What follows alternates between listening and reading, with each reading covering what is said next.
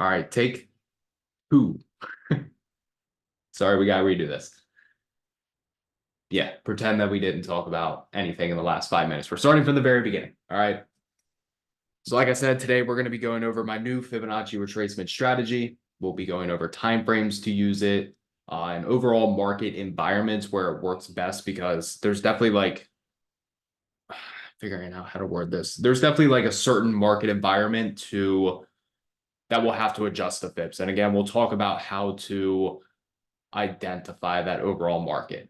So very quickly, hopping into what are Fibonacci retracements. In technical analysis, a Fibonacci retracement is created by taking two extreme points, or pivot low and pivot high, on a stock chart, and then it's going to draw where price could potentially pull back to, as far as a bounce or as far as a reject. Now, like I said previously, you can use the 23.6, you can use the 38.2. Those are definitely lower probability areas that I personally do not put on my chart at all. And if you guys are familiar with my Fibonacci trading strategy, you know that about 99% of my trades are just from the 50 and 61.8% retracement. But again, there's certain market environments where we're going to have to make the adjustments that we'll be talking about here in a little bit. So we'll be adding two more retracements to that. So very quickly, showing you guys how to draw the pivot low and pivot high. As far as an uptrend, you want to find the lowest point of price action and the highest point of price action. So this was the lowest low before we got that very strong aggressive move up. This was the highest point of price action before price started to pull back. Now, again, I get asked all the time, do you keep pre-market data on? Absolutely, because if you had your pre-market data off, you wouldn't have been able to see this pivot low and pivot high. So we draw that pivot low, we draw that pivot high, and then as we see price comes down, hits the 61.8, and that was the exact bottom on the day before price rallied from 438 all the way up to a high of like 446, which is actually a very crazy move on SPY. Now, as far as rejects, we want to identify our pivot high and pivot low. Now, when we get this, we'll take the high point to the low point, look for price to trade up into the retracements, and we want to start looking for short positions or puts. So overall, this is going to act as our reject. And as you can see, this was the exact high before price flushed a lot lower. Now, when drawing these fibs, like I said, you have to identify the overall trend. Multiple different time frames are going to show multiple different trends. So we might be in an uptrend on the monthly, however, in a downtrend on the daily. And then we could be in an uptrend on an hourly. So when price was, let's see. There we go. When we were in these areas over here, right, when price was finally starting to come back up, I mean, we definitely had bounce areas that we could watch, but at the same time, we also had reject areas that we could watch from, oh my God, is it not going to snap one? There we go. We had reject areas that we could watch from multiple different pivot high and pivot lows. So that's what I mean by different time frames can show different trends, because this overall, this is going to be a weekly downtrend, right? But on the daily time frame, we just go ahead and delete this. We could start identifying, potential pivot low, pivot high here. And what does price come down to? That 50% retracement makes it support multiple times. Or we could be in a downtrend on, the daily, right? Like over here. I know I was watching this to this, that 50 and 61.8 as far as rejects. Whoops. Because on the daily, we broke and set that new lower low. So once we set that new low, we can take that high to low. But then also, maybe the hourly time frame is showing an uptrend, right? Like here to here. That's a clear pivot low and pivot high. And price came back down to the 50, made a support, and boom, boom, boom, boom. So you're going to notice different trends on multiple different time frames. And let's see, how do I want to word this? You could use, you could look at price and be like, okay, well, if price came down to my Fibonacci retracement at 503, I'll look for a bounce. But then I have a reject up here at 512. Let's watch that for a reject. Does that make sense to everybody? Hopefully give me a yes, give me a no. What are you talking about? Yep. Yes, sir. I'm seeing a lot of yeses. That was just made up. The 503 was made up. I was just giving an example. So we can use those multiple different time frames to find bounces and then other high probability reject areas as well. So again, this is just a very quick breakdown of how we're finding these levels. You want to identify your lowest low and your highest high if you're looking for a bounce. And then as far as a reject, one that I was watching today, because like I said, right now on the higher time frame, we're in an uptrend.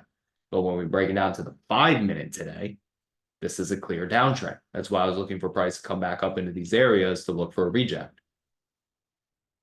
So highest point of price action, flush to the downside, lowest point of price action before we bounce up, take our pivot high, pivot low. Let's look for price to dig up into these areas. QQQ today actually went up into it.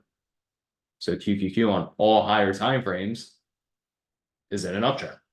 However, on the 5-minute today, we set a downtrend. Boom, right up into that. Again, we'll talk about that. And then price never went higher, actually. Then had a nice move down. So that's just how to draw it in, during different trends. You just have to identify what the overall trend is. And typically you'll be able to find that once you get that aggressive move either up or down. Then you can say, oh, well, this is our pivot high, pivot low, or this is our pivot low, pivot high. Make sense? And yes, I start on the higher time frames because the higher time frame fibs are always going to be more important than lower time frame. Let's pull this back up. Let's see. All right, so now back to this. Boom, boom. Why did I switch up my Fibonacci strategy? Right. So now we're going to talk about what has been added to it and why I decided to change it up just a little bit. And again, I've done multiple back tests with this new strategy, and each one has hit, I kid you not, 80 to 90% success rate. So we'll talk about the time frames and why I switched it up. Now, the new strategy that I am using, this is pretty much only for intraday fibs and not higher time frame fibs. As far as the higher time frames, I still have noticed that the 50 and 61.8 is going to be the strongest levels to watch as far as higher time frames. Daily, weekly, monthly, quarterly, yearly, whatever. Even, the 4-hour and 1-hour, depending on how far that pivot low and pivot high is. However, for intraday trading, what I started to notice is that we want to start adding the 70.7 and the 78.6, right? You can see that I have multiple different levels, 50, 61.8, 70.7, 78.6. The 78.6 is pretty much the 70.7. That's what another trader told me to start using. And he's literally like my fib brother. So we talk about it a lot, and honestly, it works, and we'll talk about it. But when you just pull up your basic Fibonacci retracements, yes, sir, shout out him. When you use your basic Fibonacci retracements, it's going to have 23.6, 38.2, 61.8, and then 78.6. It's not going to have the 70.7 yet. The 78.6 is typically like the last possible spot before price. If it's going to be a retracement, that's like the last resort, if that's what you want to refer to it as. I still notice more price action at the 61.8. So it's not necessarily like, okay, I'm going to reject price if it gets to 78.6 or, bounce it as soon as it gets to it. What I'm actually using the 78.6 as is a stop loss. So previously, reason why I wanted to switch it up is I would say, okay, I have a bounce at the 61.8. Price comes down to it. My stop loss is right below the 61.8 if we start breaking below it. And what happened is I would keep getting stopped out, and I would see price do exactly what I wanted it to do. Now, again, there's certain market environments where this happens more than usual. And it's just, I've noticed it when the market gets more volatile. Like price typically really respects this 50 and 61.8. But when the market's getting a little more volatile, it tends to go and stop out that 61.8, and then it likes to do its little reversal. Like it just happened, what was it? I think it was here. Over here. I forget who ended up going short, but somebody ended up going short on QQQ going up into this 50 and 61.8. And again, we can talk about overall what you want to see at the fibs. But first off, price action, didn't confirm it. But say you did just end up going short at the 61.8 over here, you would have been stopped out, right? As soon as price started to break above that. But what I'm doing now is I'm actually giving it some wiggle room, and I'll stop out above that 78.6. Now that's why I want to use it on the smaller time frames and smaller fibs, because if we were to go to a daily and we're looking at a daily and we're like, okay, well, let's look for a reject at the 61.8. Well, if you're sticking to that 78.6 as your stop loss, you're talking $18 almost to the upside, $17, $18. That's a very large stop loss on SPY. You're going to destroy your contracts like that. And it's going to be the same as far as like, a 1 hour fib. Let's see. Do we even have a good one? I think we actually hit the 70.7 here, if I'm not mistaken. Yeah. Hold on a second. There we go. So, say you went short at the 68.8 or, oh my God, 61.8 right here, you would have stopped out. Go to the 5-minute.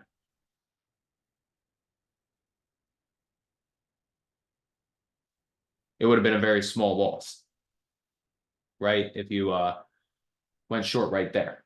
But because that's an hourly fib, I mean, do you see how far these are away from each other? 429, and your stop loss is going to have to be all the way up here at 431. It's a very large stop loss on SPY, especially if you're trading 0 DTE.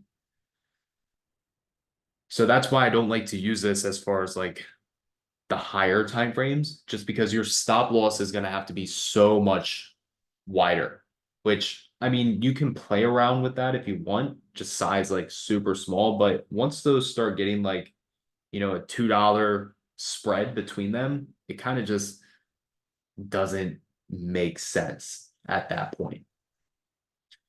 So that's why I like to use it on the smaller time frame, because again, if we were to just take, again, it didn't actually end up going that level, but you can see that this overall spread is a lot better as far as risk to reward than, the $2 spread that we had over here as far as the stop loss. So if you ended up going long at the 61.8, yes, it is being recorded. If you went long at the 61.8 or the 70.7, your stop loss right down here. So you're talking what, 50 cents, which is a lot better than $2 as far as the stop. So that is the adjustment that I've been making. And so far it's worked pretty good. Now, the 70.7, the way that it was explained to me is when that overall market is a little more volatile and it's rating the stop losses as far as the 61.8, they typically like to pull it into the 70.7. So this right here kind of acts like, a huge area of potential support or resistance. And this is typically where we would want to look to go long. Now, this isn't a fib that I would actually use right now, but it actually worked on GME today. Yes, golden pocket. GME. Pivot low, pivot high. Boom. And you can see the bottom of GME was inside this golden pocket right here. All you have to do is watch the price action. So, we're looking at this. Okay, here's our clear-cut pivot low. Here's our clear-cut pivot high. Did price really give a bullish reaction off that 61.8? I mean, not really, to be honest with you. So that's not what I would look for as far as the long entry. But even if you did decide to get long at the 61.8, your stop, in this case, it's around $2 just because GME was going crazy, but you would have to keep your stop down here. as far as the smaller time frame fit. Now, had you gotten closer to that 70.7, now you want to keep your stop below here. Or even if you got the confirmation at the 78.6, go long right here and your stop loss right below. Does that make sense? Or like last week, right? Sorry, I took away that QQQ example. When we went up into the 78.6 and started to reject off of it, I ended up getting short. I captured about a 50% return on the trade. So say you did get the confirmation here, let's just say at 440, you know, okay, my stop loss above 440.4, I'm risking 40 cents on my contracts. And then from there, you can size appropriately. And you were able to capture that move down. Is that making sense to everybody?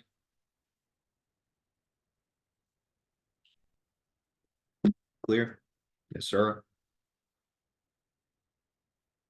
Good, good.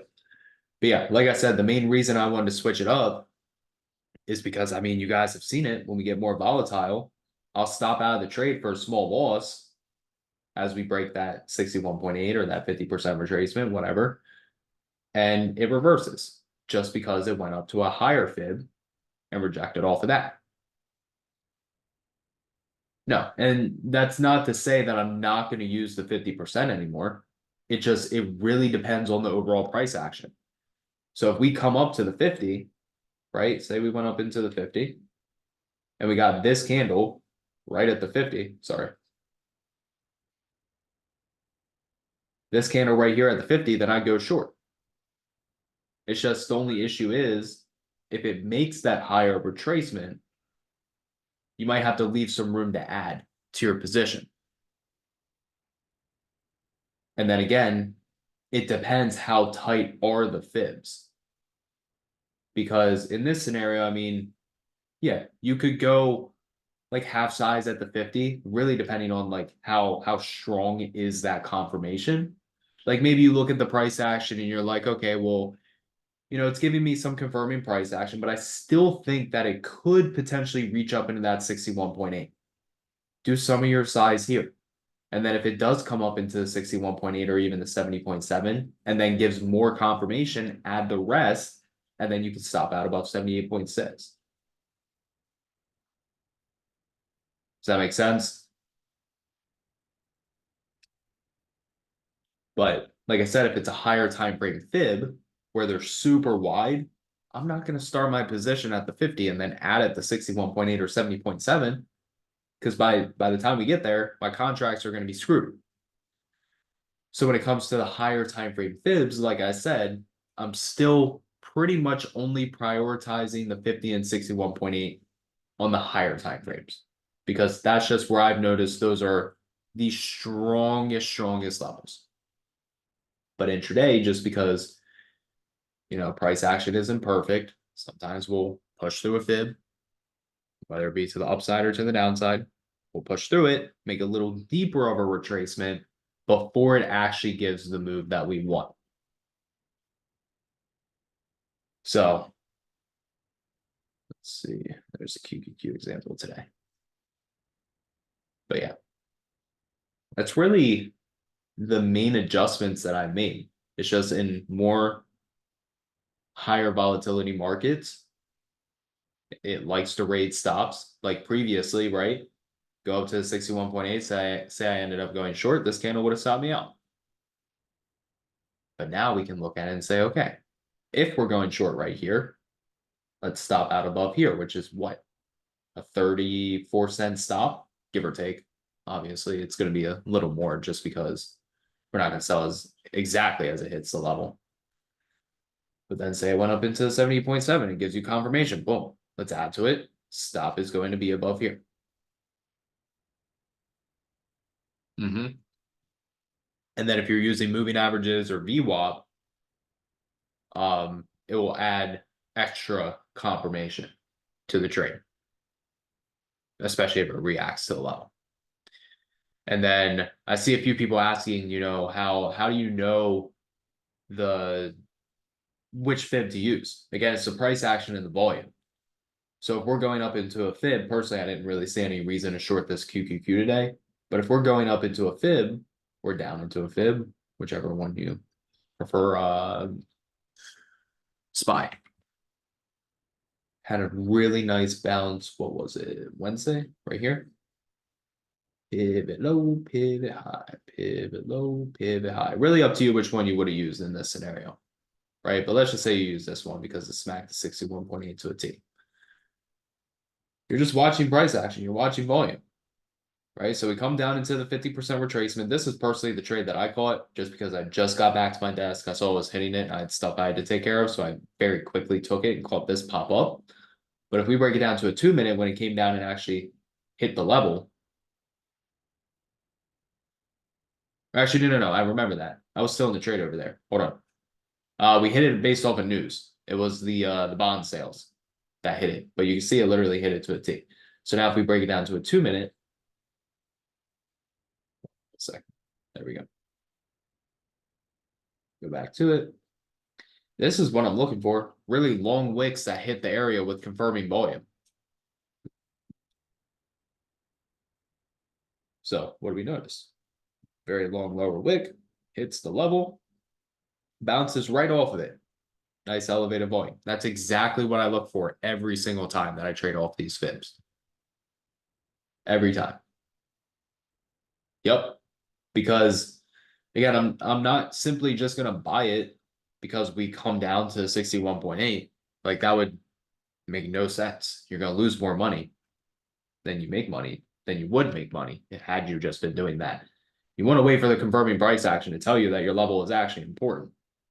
And then once you get that, you sit there and say, okay, well, I know this is a key level. Buyers clearly came in based off the price action, and then judge the volume. Clearly buyers came in.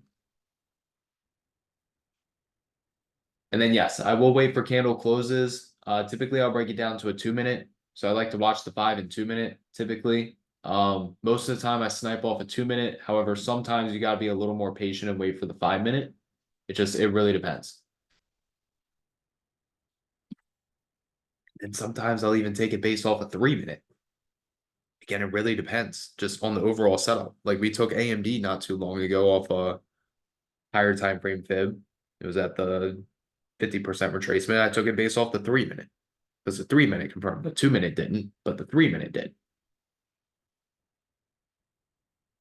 So you kind of just got to play around with different time frames when we're sitting at those levels. Here's another example, actually. Where is this? IWM. We ended up taking this trade.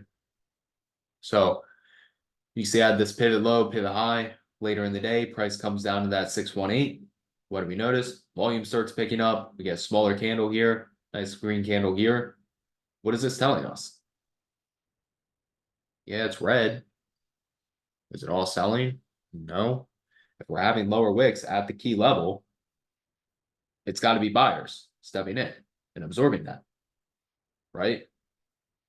So we ended up getting long with this. Our stop was right below 200, just psychological support as well as a fib. As you can see, boom. So that's literally exactly what I look for. So it all depends on the price action and the volume. And again, now, if we dig down, like in this SPY example, right? If I went long off the 50, which I ended up doing, right? If I went long off the 50, would it make sense for me to have my stop loss all the way down here? I mean, not really, right? Because say we just went long here, look how large that stop loss is.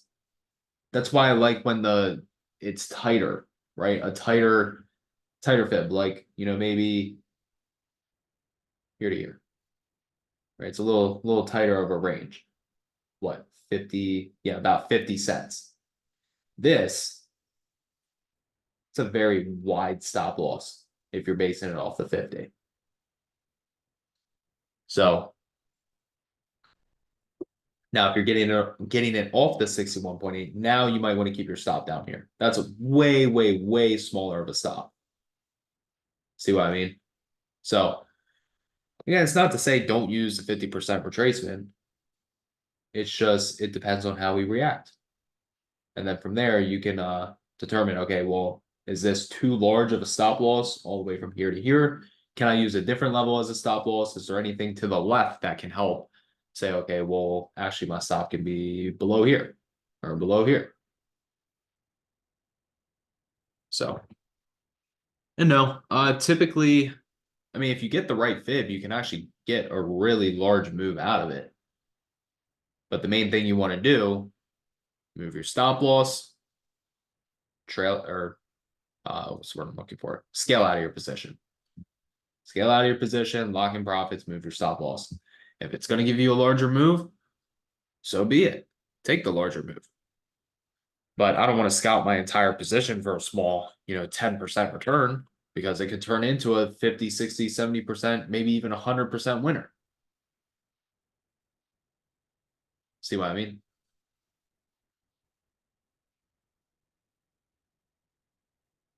Yeah, absolutely. And again, the higher the time frame, the larger that reaction is going to be. Again, I love to show this example because I talked about it so much and why it was so important. Literally made a video the day before we hit this level and said to watch it because it was so key. 349.12 on SPY, 50% retracement on the monthly. What happened? Boom. Qualcomm monthly time frame. You guys brought it up in my my YouTube live stream, and guess what? Your boy is making a bag on equity.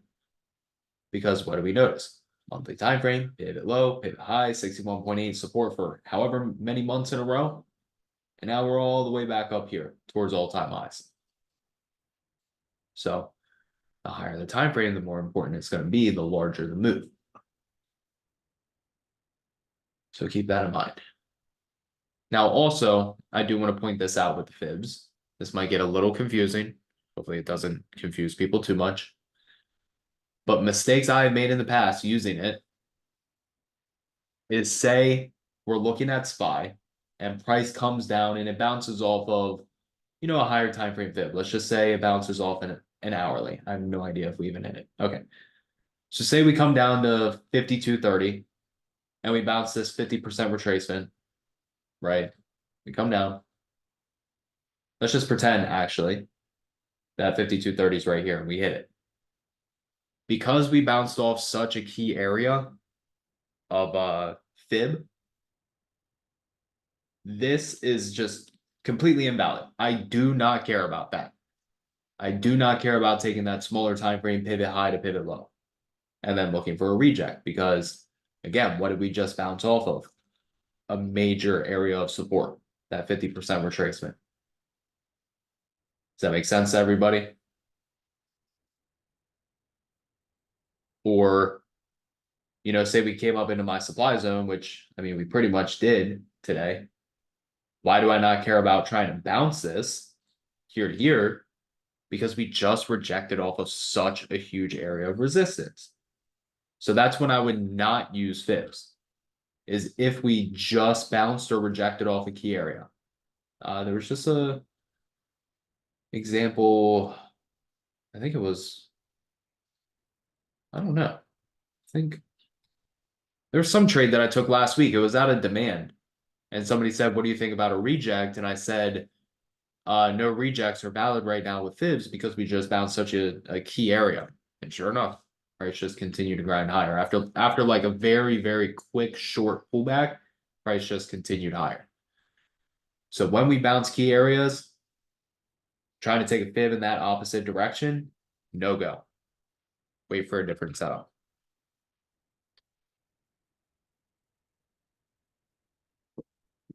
Again, higher time frames, I'm using the 50 and 61.8. Lower time frames, I'm using that 50 through 78.6. Yeah, I know, Don. I missed it. I'm so pissed. I was in the shower. Literally, I'm trying to be clean, make sure I don't stink or anything, and I missed my damn 4-hour 21 EMA bounce. But that's another really good example, actually. Pull this up. So if you guys aren't tapping into the YouTube live streams I do every single morning, I highly suggest you do. Because you can see, I gave everybody, let's see, SPY. bounce. It's not the highest probability area, but 4-hour 21 EMA to 520. And then you can see QQQ is the same thing, 4-hour 21 EMA. That was a key area just because we haven't tested it in a little bit. Right? What did we smack? 4-hour 21 EMA. So because we just bounced off of it and we saw a reaction like this, should I be worried about taking a pivot high, pivot low here and looking for puts?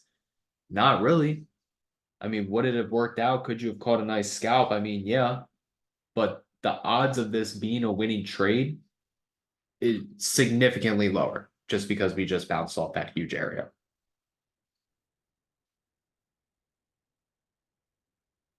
So, but again, the new strategy is just adding the 70.7, the 78.6, and using a stop loss above that 78.6, but you have to make sure that it is a smaller, tighter fib, or you're really going to get screwed once they start becoming wider like this, because then your stop is just too large. Like imagine getting short at, let's just say it was a little larger, 52.40 on ES, and you got to keep a stop of 52.50. I mean, it's 10 points. I'm not trying to get stopped out at negative 10 points on ES. Heck no. Got to make sure it's a tighter one, which you're typically going to find on the smaller time frames, just like intraday trend. So, any questions you guys got about that? You have to add the 70.7, sorry. To add it, just on TradingView, simply uncheck or literally just go ahead and change one of the fibs that you have to 0.707 and 0.786. But on ThinkorSwim, just click add curve, which I guess I can't do because I got too much. But add curve, type in 0.707. And my biggest suggestion, because it's easy for me to, hop on here, explain it to you guys, but I don't want you guys to immediately hop in to start using it tomorrow and end up getting screwed. So my biggest suggestion is head on over to TradingView. I always preach this. TradingView.com. Pay $14.95 a month. It's going to be the best $15 you've ever spent. Pull up ES. Go to a 5-minute time frame. Take off all your indicators. Or keep them on. Really doesn't matter. I mean, I guess it's up to you. Click bar replay. Close your eyes. Literally just scroll back and eventually stop. And then find wherever the heck price is, which is right there. Oh, I already had this drawn for some reason over here. I guess I was back testing over here. But then you're going to watch price action and you're going to wait for a trade. And because I already know, because I back tested this one so much, it actually does not work out. So we're going to skip that one. But like I said, it's going to be the best $15 that you've ever spent. And you're just going to go back and you're going to back test. You're going to play with it and you're going to start noticing things. Okay, well, when we hit the 70.7, this is how we end up reacting. Does it make sense to keep my stop loss above the 78.6, et cetera, et cetera? So, any questions you guys got?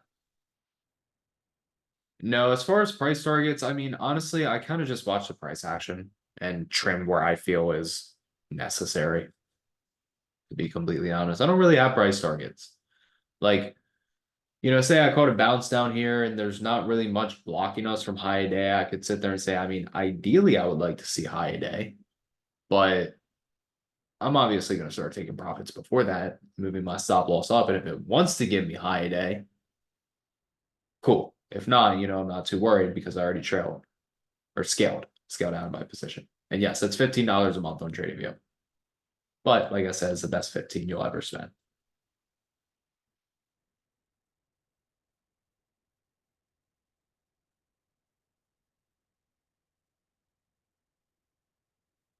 Yeah, we pulled up some.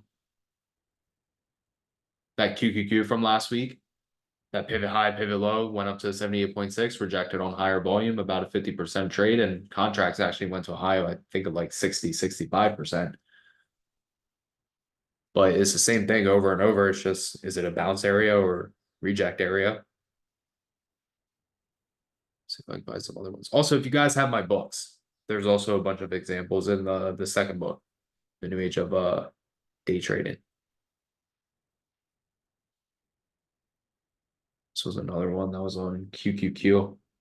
This was based off a smaller time frame, 2 minute. This was our opening low, our high, price pulled back, boom, boom, boom, 61.8, or what is that? 78.6 and the 61.8 right there. And you can see, boom, we break below it, reclaim it, got long, caught a nice pop. So, I mean, again, it's the same thing over and over. Or, let's see, where's the other one? Right here, here's another one. SPY, I guess I screenshot it on 1 minute, but you can see we have that pivot high, pivot low, price comes up into the 50, no reaction, 61.8, reaction, rejected off of it, very heavy volume, short, stop above there. And then, yeah, if you have supply and demand and you have your fib inside of it, it gives you more of a direct level to watch inside of that supply and demand. And then you can use it as a confluence, more confluence.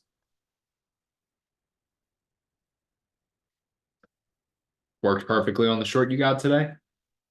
Like I said, go and play with it. That's the only way that you're going to get good trading in general, but testing out this strategy is just playing with it and seeing how do we react at certain levels.